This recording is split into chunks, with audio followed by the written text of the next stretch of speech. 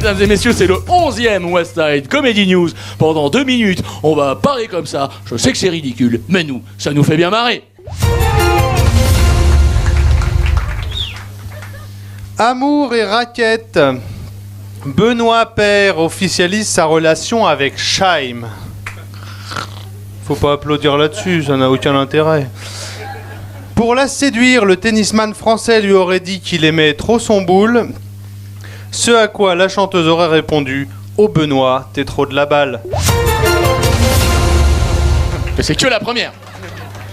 Soupe de phalange et main au cul, nous partons au mondial de rugby. Certaines femmes de joueurs de l'équipe de France ne supportent plus l'absence de leur mari, parti depuis 1 mois. On les rassure tout de suite, on joue contre les All Blacks samedi prochain. Les joueurs de l'équipe de France seront donc chez eux dimanche prochain. Attentat et kebab, la Turquie a été frappée par une double explosion lors d'une marche pour la paix. Cette attaque est pour le moment attribuée au groupe État islamique. Le bilan est lourd, plus de 90 morts et des centaines de blessés.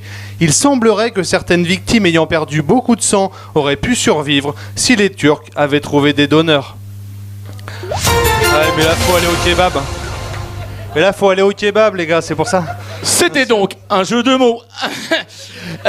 Les héritiers de Jean-Luc Delarue. Merci pour ton rire.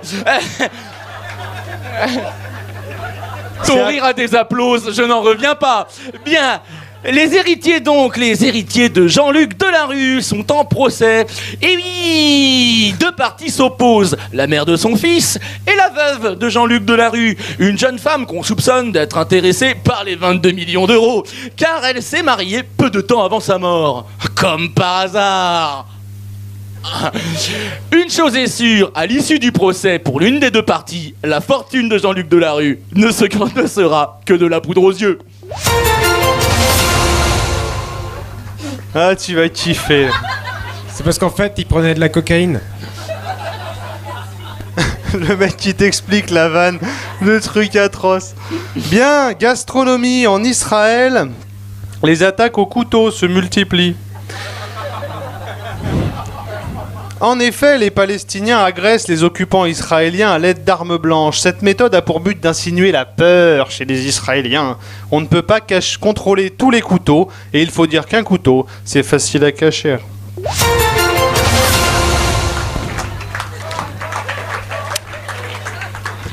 C'est parce que les Israéliens, ils mangent cachère.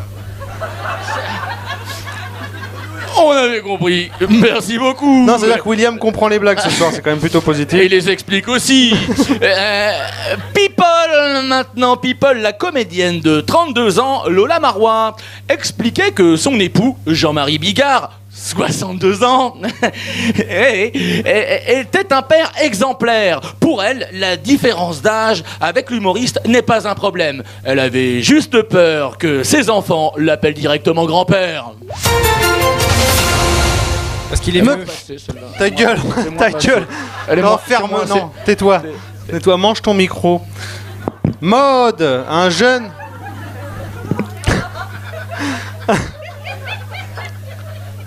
un jeune mineur incarcéré à Orvault a reçu la visite de sa mère au parloir.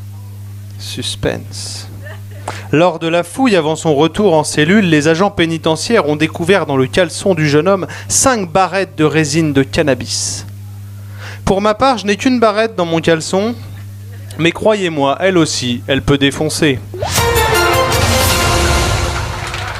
vois, ça marche. Une bonne blague de cul, et ça ramène tout le monde. Alcool, terroir et punk à chien, nous avons des nouvelles de Notre-Dame-des-Landes. Un camion aurait été pillé par des occupants de ce que l'on appelle la ZAD. Des dizaines de bouteilles d'alcool auraient été dérobées, d'où la redéfinition de la ZAD qui passerait de zone à défendre à zone à dégriser.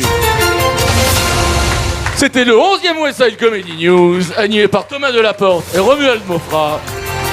Merci beaucoup.